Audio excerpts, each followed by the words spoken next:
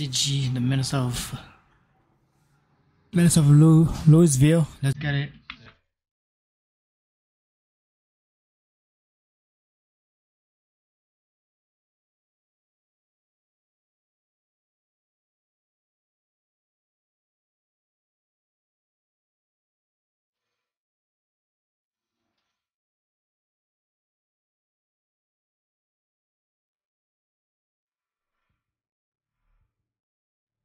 Yo, the beach is fucking fire right here.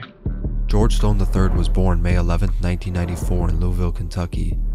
Initially, he grew up in the Clarksdale projects before they were torn down, forcing his family to move to the 5500 block on Riata Drive. This side of town is known as Newburgh, and although in the past it was considered the calmer side of town, over the years it would earn an entirely new reputation. Growing up, George was mostly sheltered from the street culture. He attended an all-boys school called St. Xavier High. He always had an interest in sports and turned out to be an exceptional football player. While playing football as a freshman, George would meet Jeremiah Neal, who was also known as YOG Peso. Peso would take him under his wing and become a mentor for him. Peso was a senior while George was a freshman, and both were looked at as the two-star players on the team. The two would become very close over the years. It's important to take note of this now because their friendship would later start a war in the city. The school they attended cost tuition, so it was always his goal to get a scholarship playing football so he could get a free ride through college later. As his high school years came to an end, his dedication as a linebacker paid off. Yeah, I heard he used to be a football player. He was good at it. That's crazy. And he's a rapper now. Yo, I love his song. He's fire. I ain't gonna lie. I love his song. Multiple letters of interest from different Division I programs. Initially, he attended Indiana State for an entire year, but then he transferred to Sacramento City College. He was quickly making a name for himself, and even more offers started pouring in from even better schools. He transferred once again to Stephen F. Austin University in Texas. That's him? Holy sh! You think that's him? It don't look like him. It was here that he played his best season yet, totaling over 111 tackles, giving him a possible chance of playing in the NFL. And he was fast. Unfortunately, this excitement was short-lived and he went undrafted by any teams. Damn. Now he was at a crossroad in his life. Until this point, the only thing— Holy shit, that's him. My boy, money change you. When you have money, money change you, boy. But if I become have money right now, money will change me, but not like change, like my face will change. You know what I mean? But I will work differently too.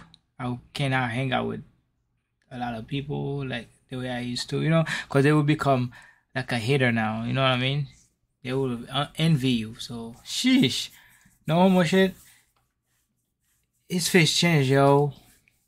More money. He saw himself doing was playing ball. Now he had to rethink everything. Football, you know what I'm saying? That was good.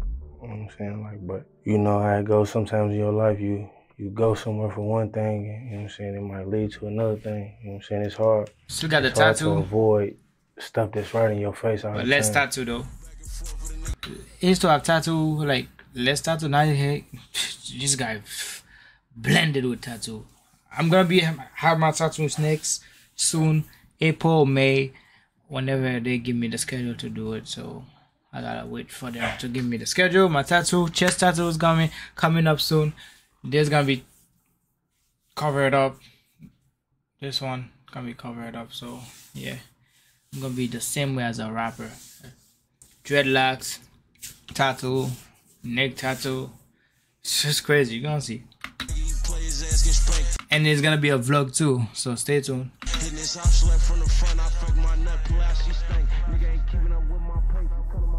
While in school, he met a lot of people, some of which had ties in the streets and were making serious money across the states. At this point, George had one goal only: make money. He started working with some people that he met, making deliveries state to state, and the money started coming in. But with the money also came the risk. On one of his trips, he was pulled over and taken into custody.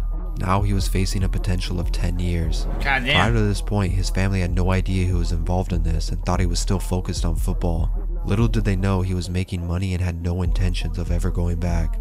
Luckily for him, he was bailed out by no other than YOG Peso, his old football mentor from high school. And because he had stacked some money away, he was able to pay for a good lawyer who only got him 5 months behind bars.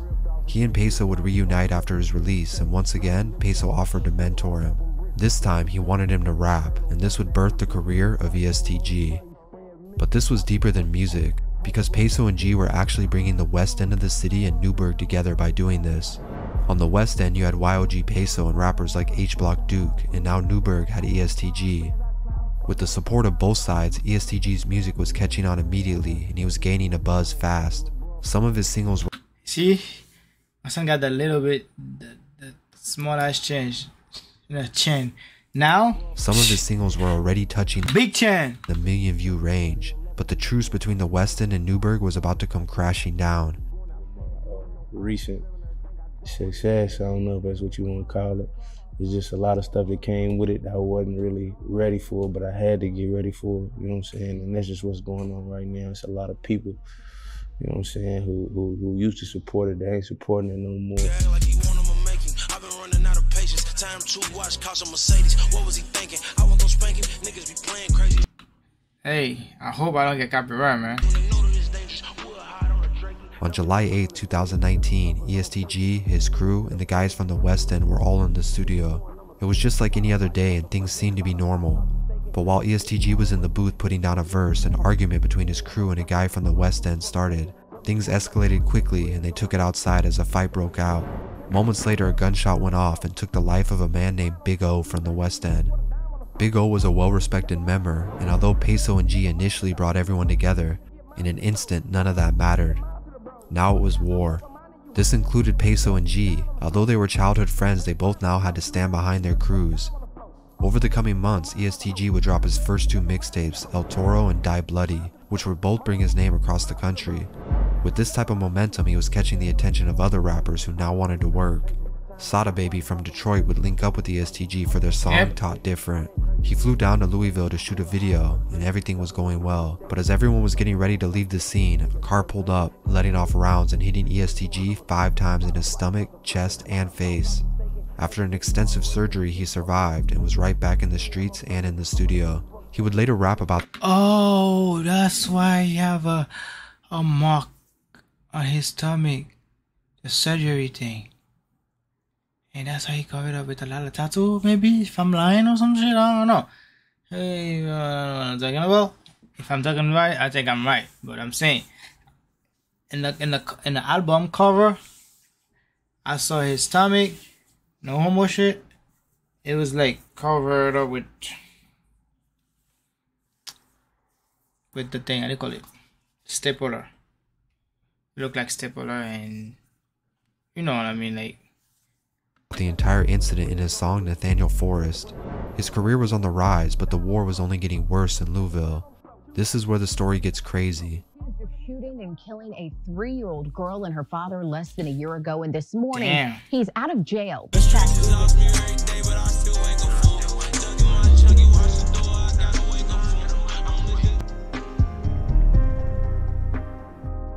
On August 14, 2020, a man from the West End named Brandon Waddles was driving his car with his 3-year-old daughter. Brandon was also an up-and-coming rapper and went by the name The Real Lil B. He and his daughter were driving through the west side neighborhood of Jacobs when a man named Kevon Lawless from ESTG sides allegedly pulled up, letting off shots. Unfortunately, Brandon and his daughter would pass away on the scene. Damn, that's fucked up. Your daughter and his son. I mean, daughter and father. That's crazy. Rest in peace to them, man. That's nuts. Like your daughter didn't even reach 10 years old, whatever age, or 18 years old. She got a lot ahead of life, man. Shit. That's fucked up. See, violence? Stop the violence, man. Come on. Lawless would take the charge, but nobody knew he had ties to ESTG. But Kevon was then bonded out for $300,000 by an A&R at Atlantic Records named Nigel Talley. As the news spread about this, people began connecting the dots as Nigel used to be a producer for ESTG. At this point, the Louisville police were also catching on to the war between Newburgh and the West End, and they were making plans to intervene. The West End wasted no time getting revenge for Brandon. On October 2nd, 2020, one of ESTG's closest friends, Austin Floyd, was visiting the West End and 36th Street when he was gunned down. This was obviously a huge deal for G, as he was his right-hand man and appeared in many of his music videos. Weeks later, on October 23rd, Reginald Johnson from the West End was driving down Highland Road when he too was shot and killed. Damn. At this point, the West End and Newburgh were trading body for body to the point of no return. Both sides clicked up with other neighborhoods, expanding the war between them. The West End then changed their name to the Wolfpack, but at the same time, his career was only becoming more and more recognized as a rapper. His career was skyrocketing, and he even signed to Yo Gotti's CMG label. With this, he collabed with other mainstream rappers like Lil Baby and 42 Dugg. His name was reaching new heights, but it was hard for him to celebrate as things back home started to come crashing down. The Louisville task force had been watching and monitoring ESTG and his crew for almost a year. Their investigation started after Kevon Lawless was bailed out by the A&R at Atlantic. Everything started to add up for them.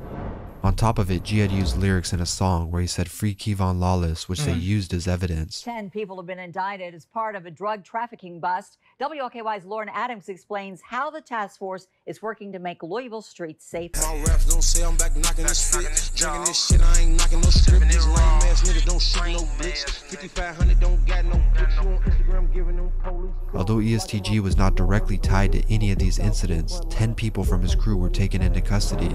G remained free, but he now had to keep moving without the help of 10 members. Meanwhile, in the West End, rapper H Block Duke started to also gain buzz after releasing his diss track titled EST. This song helped kickstart his career, and now it was 2 rappers from Louisville bringing the war into hip-hop. All of this started from one petty fight in a studio that turned friends to enemies. Had this never happened, it's possible Louisville could have been united and winning together. This ain't no movie. Like, Dad from getting shot one time. I know. You feel me? Like, it's a whole lot of times I could have not been here, but God said I had a, you feel me? I had a purpose. Like, I ain't did what I was supposed to do yet to be able to leave. You feel me? That's crazy though. People who get shot alive and is still alive, God have a lot of gift for you. But stay safety, Brody, and yeah, and stay out the way and make your money, and that's it. And grind.